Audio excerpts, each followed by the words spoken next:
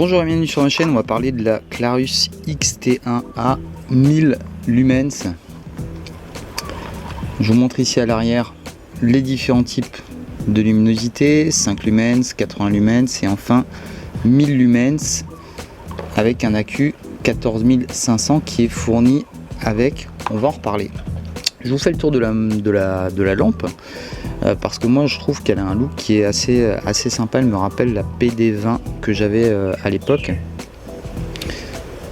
avec ici une espèce de bague octogonale qui permet l'anti-roulis, un petit clip qui est fourni avec, qui est placé du bon côté parce que quand je mets cette lampe dans ma poche, et bien j'ai juste à la retirer et à pouvoir l'activer directement. Ça, je trouve ça assez intéressant. On verra que je vous en montrerai une autre où le clip est inversé, donc du coup ça change un peu la donne.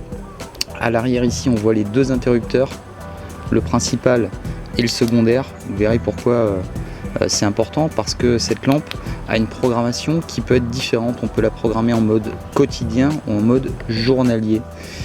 Ici, jour vert minéral, on est sur un réflecteur qui est lisse, donc on a une portée qui est annoncée de 180 mètres.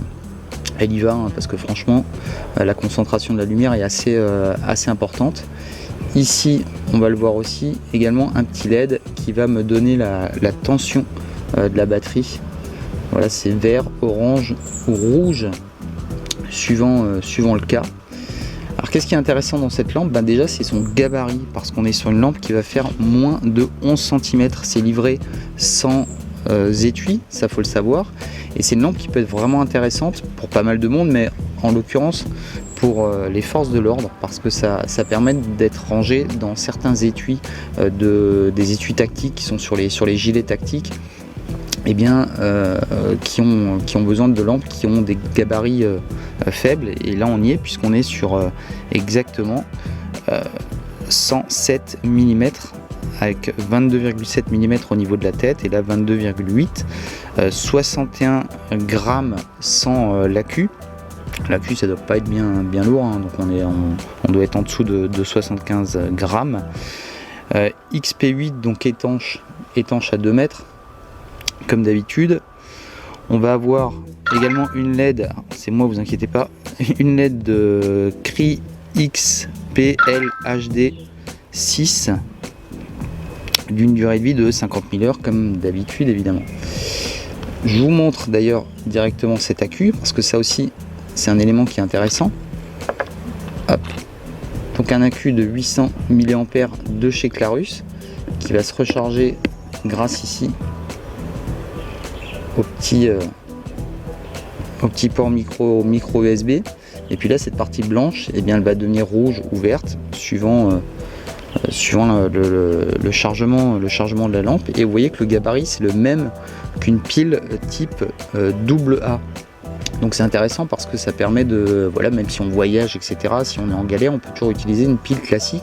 On n'aura évidemment pas les mêmes puissances, puisque on ne sera pas sur 1000 lumens, on sera sur 300 lumens, mais ça permet quand même de faire fonctionner la lampe. Ici au bout, vous n'allez pas le voir, mais il y a un petit ressort, un contacteur ici.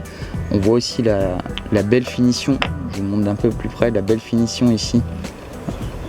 Hop, du filetage, bonne épaisseur d'aluminium, donc on sent que c'est quelque chose d'extrêmement costaud.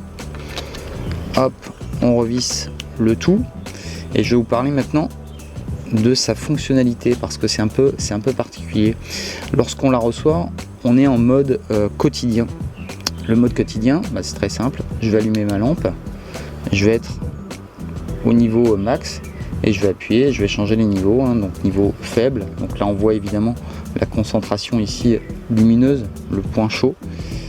Donc 5 lumens, 80 lumens et enfin 1000 lumens. Alors pourquoi c'est intéressant ces trois intensités différentes? Je dirais que c'est très intéressant pour, encore une fois, les forces de l'ordre. Pourquoi? Parce que le 5 lumens va être idéal pour un contrôle de papier par exemple, parce que ça évitera d'avoir un retour lumineux trop important. 80 lumens qui va réellement porter à une quarantaine de mètres pour moi et ben ça permet voilà, de checker son environnement, de fouiller un véhicule par exemple. Et puis enfin le 1000 lumens, ça va permettre voilà, une recherche un peu plus lointaine, éblouir une personne, etc. Et évidemment le stroboscope qui va avec.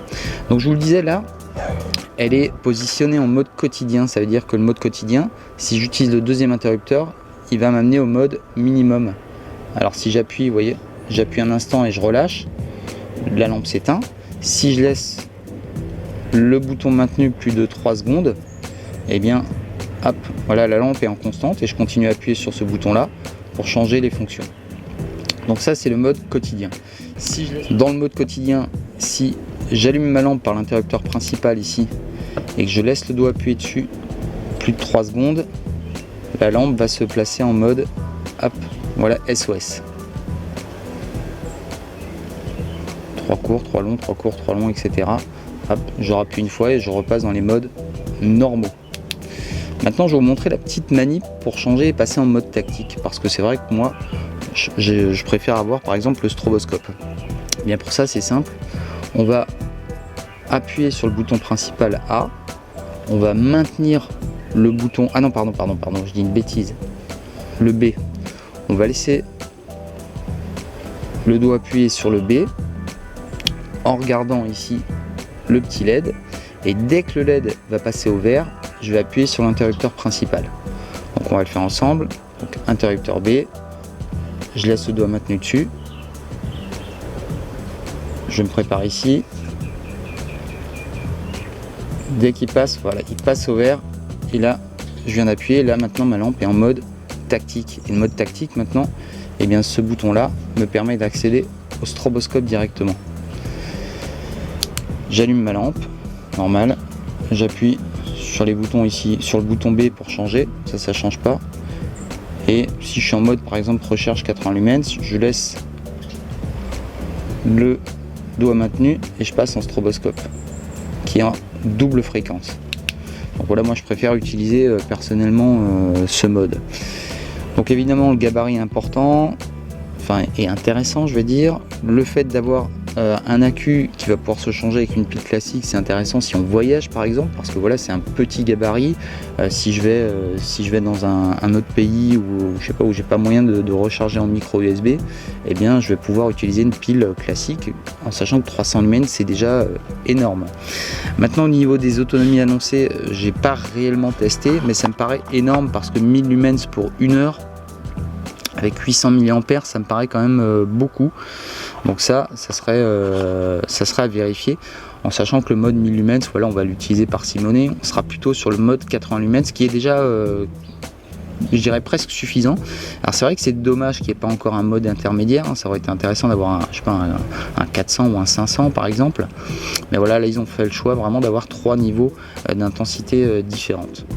J'utilise donc cette lampe depuis quelques jours et je trouve son gabarit intéressant, évidemment son système d'alimentation aussi, bien que je sais que je ne vais pas avoir une autonomie énorme avec ce type de lampe. Je vous en montrerai une qui a à peu près le même gabarit, qui est encore différente, qui a une dispersion qui est complètement différente de la lumière, mais qui est vraiment intéressante, vous allez voir. Et ce qui me plaît également, c'est son gabarit, parce que vraiment on l'emporte vraiment facilement. Moi j'ai une PD32 qui est un petit peu plus grande, là voilà, ça se glisse vraiment facilement dans une poche. Le mode bougie, je vous en ai pas parlé, il tient mais tout juste. Il aurait manqué un demi millimètre ici au bout, parce que vous voyez que le bouton dépasse un tout petit peu. Ici on arrive assez facilement à retrouver le bouton même de nuit. Moi je placerais plutôt le clip de l'autre côté, parce que ça serait plus facile de venir ici sentir cette partie là et de venir retrouver le deuxième bouton là, parce que là souvent je le tiens comme ça et puis j'ai du mal. Ici c'est moins pratique, mais en tout cas cette bague, je pense que c'est plus intéressant de la placer justement de ce côté là, pour de nuit avoir une préhension plus facile à ce niveau là. Donc ça c'est un petit conseil que je vous donne pour trouver facilement ce petit bouton. Voilà, c'est tout pour cette Clarus XT1A et on se retrouve bientôt pour d'autres revues. Je vous dis à bientôt, c'était Chris R. Jones, bye bye.